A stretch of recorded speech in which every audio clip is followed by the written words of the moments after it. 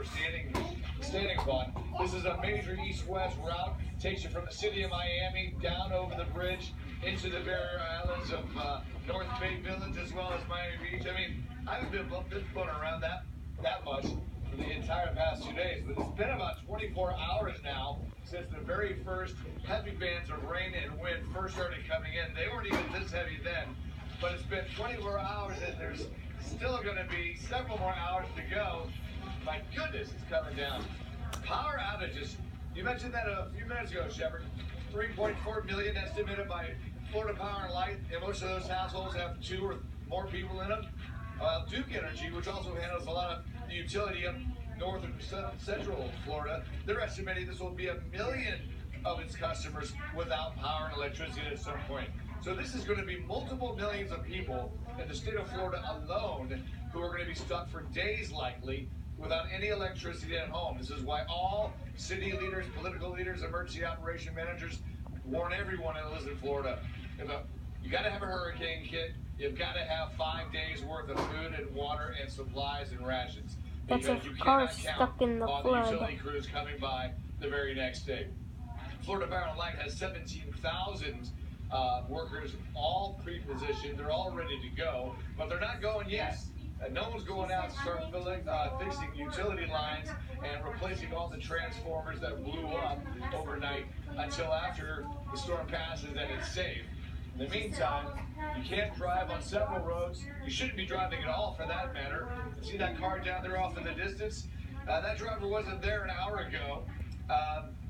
That driver has now left that car, abandoned, stalled out, low-line, a low-level car, not a high lift car. So flooded out. Now his car is likely going to be towed and ruined once they finally get the water drained out of here. But the real street flooding first started. Storm surge timed out perfectly with high tide. So high tide's going down now. So we're approaching the 6 hours into low tide.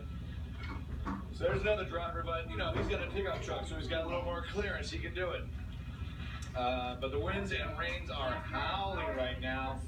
Just about as strong as they have been throughout the entire Hurricane Irma episode impacting South Florida. Miami-Dade County, Broward County, Palm Beach County. This is probably near the end of the total experience for the east coast of Florida. I mean, we're on the shorter side of the duration of it, but it's still not ending without a big ferocious punch, Jeff. Phil Keating in southeast Florida, in Miami. I want to go to southwest Florida now.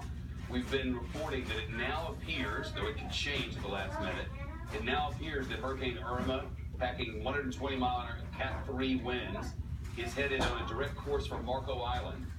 Dave Babowski is riding out the storm in Marco Island. He says his home is about 150 yards from the water. Dave, how are you, and who's with you?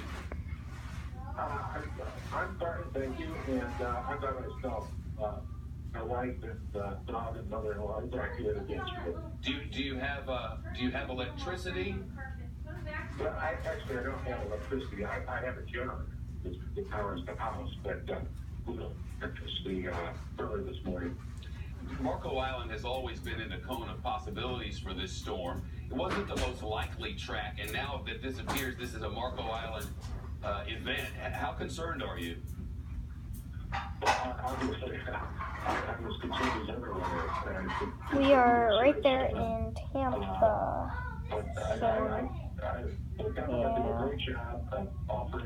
And now we're in Naples. Hurricane Irma, Category 3. Why was that, Dave? 30 minutes of Naples, Florida. Winds 120 miles per hour. Gusts 160 miles per hour. Movement, the hurricane, the whole thing's moving at 12 miles an hour.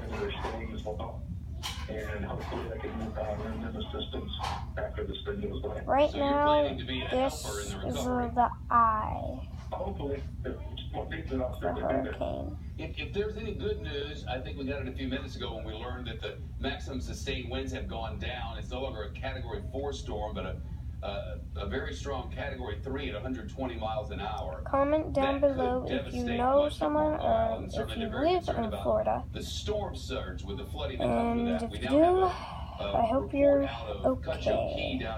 down in the lower Keys where this thing first made landfall.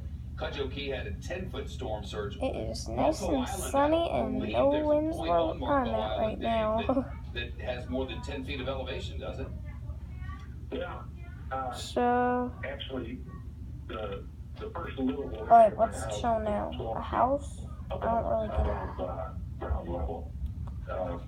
Because of building standards being this close to the water, you can't develop the first floor. So, I'll definitely probably have storm surge.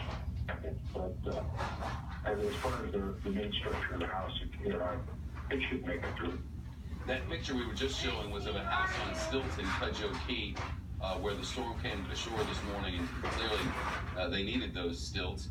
Do you know a lot of people who have stayed behind, Dave? I just remember living on the coast in Florida for so many years, and every time a storm would come along, my mom, who wasn't real young anymore, she'd pack up the plastic boxes and head out, not wanting to, but just feeling like she had to, because it's so scary sometimes as the storm is coming through, the noises and the shaking of the house. It really couldn't feel